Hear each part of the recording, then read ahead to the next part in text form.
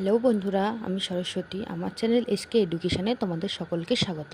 তো আজকে আমরা সলভ করে দেখাবো রায়ো মার্টিন কোয়েশ্চেন ব্যাংকের ক্লাস 5-এর তোমাদের যে দ্বিতীয় সেমিস্টার আছে, দ্বিতীয় সেমিস্টারের স্কুল নাম্বার 2। এখানে 2 নম্বর স্কুল আছে আরামবাগ গার্লস হাই স্কুল। তো প্রথমেই 1 নম্বরের কোয়েশ্চেন আছে হারভেস্ট কী। তাহলে আমরা আগে হারভেস্ট কী দেখলাম, ধান কাটা ও ঝাড়ার আধুনিক মেশিনকে হারভেস্ট বলা হয়।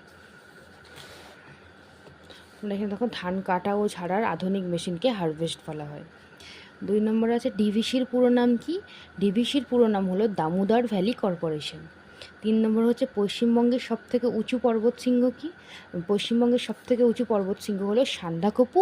এর উচ্চতা হচ্ছে 3630 মিটার।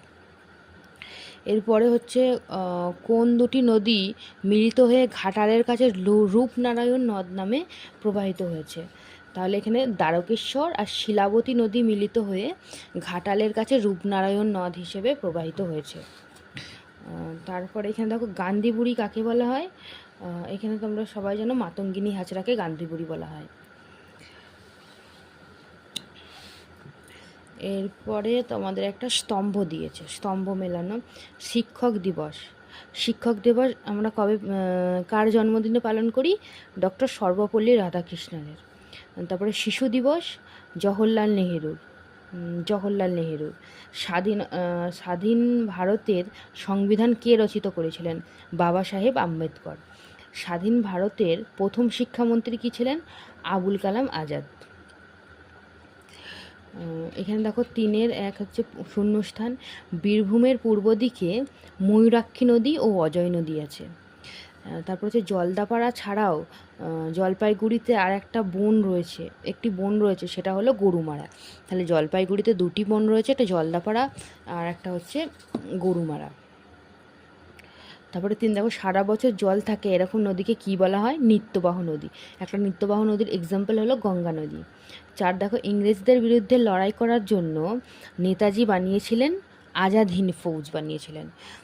5 দেখো রেশম কীট পালনের জন্য কি গাছ চাষ করা হয়? তুঁত গাছ চাষ করা হয়। এরপরে তোমরা ট্রু ফলস অর্থাৎ ভুলটা টিক দেবে, আর যেটা ভুলটা ক্রস দেবে, যেটা ঠিক সেটা রাইট দেবে। কোয়াশ গাছ দেখতে পেঁপে গাছের মতো, কোয়াশ গাছ দেখতে ঝিঙে গাছের মতো লতানো, পেঁপের মতো ফলটা দেখতে, কিন্তু গাছটা ঝিঙে গাছের মতো। তারপর 2 দেখো, তার মানে এটা ভুল। 2 দেখো দামোদরের ঢালের প্রথমে উত্তর দিকে দামোদরের ঢাল প্রথমে উত্তর থেকে দক্ষিণে এসেছে, এটা ঠিক। শালপাতা দিয়ে আমরা প্লেট থালাবাটি বানাতে থাকি, এটা ঠিক। তারপর মাটির পুতুলের জন্য বিখ্যাত নদীয়ার কৃষ্ণনগর, এটাও ঠিক। তাপবিদ্যুৎ কেন্দ্র অবস্থিত বক্রেশ্বরে, এটাও ঠিক। তারপরে হচ্ছে কি তোমাদের টিক চিহ্ন দেওয়া। এবার হচ্ছে তোমার টিক চিহ্ন দেওয়া এমসিকিউ কোয়েশ্চেন। কাঁকর ও পাথর মেশানো লাল মাটি দেখা যায় মালভূমি অঞ্চলে। ছৌ নাচের জন্য বিখ্যাত পুরুলিয়া। রেল ইঞ্জিন তৈরির কারখানা কোথায় আছে? চিত্তরঞ্জনে। বাঁশের কল্লা কে বানান? তিতুমির। তারপরে এখানে দিয়েছে আউশ ধানের বৈশিষ্ট্য। এখানে তোমরা দেখবে আউশ ধান আউশ ধানে আমন ধানের থেকে কম জল লাগে। তাহলে আউশ ধানের গাছগুলো একটু ছোট হয় এবং উঁচু জমিতে আউশ ধান চাষ করা হয়। তুলনামূলক একটু উঁচু জমিতে আউশ ধান চাষ করা হয়। এর পরের কোয়েশ্চেন আছে ধাপ চাষ কোথায় ও কিভাবে হয়।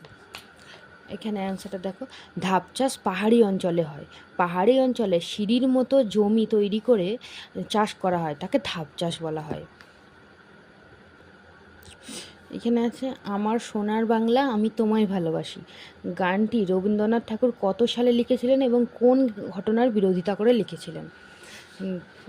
তাহলে অ্যান্সার দেখো, আমার সোনার বাংলা আমি তোমায় ভালোবাসি গানটি রবীন্দ্রনাথ ঠাকুর লিখেছিলেন 1905 সালে, আর বঙ্গভঙ্গের বিরোধিতার ক্ষেত্রে গানটা লিখেছিলেন। ইংরেজরা যখন বাংলাকে ভাগ করে দিতে চেয়েছিলেন, তার বিরোধিতা করে তিনি এই গানটি লিখেছেন।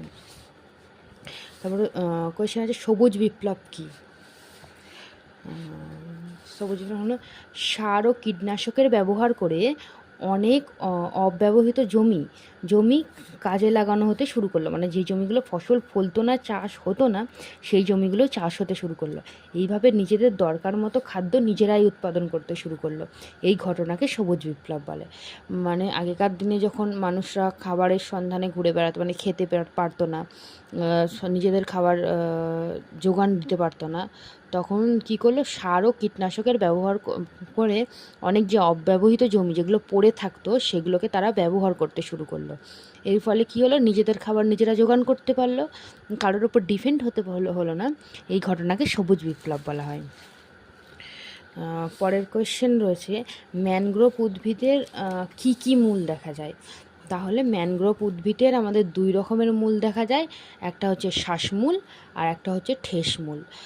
তাহলে সুন্দরবন অঞ্চলের ম্যানগ্রোভ উদ্ভিদের 2 রকমের মূল দেখা যায়, একটা শ্বাসমূল, একটা ঠেসমূল।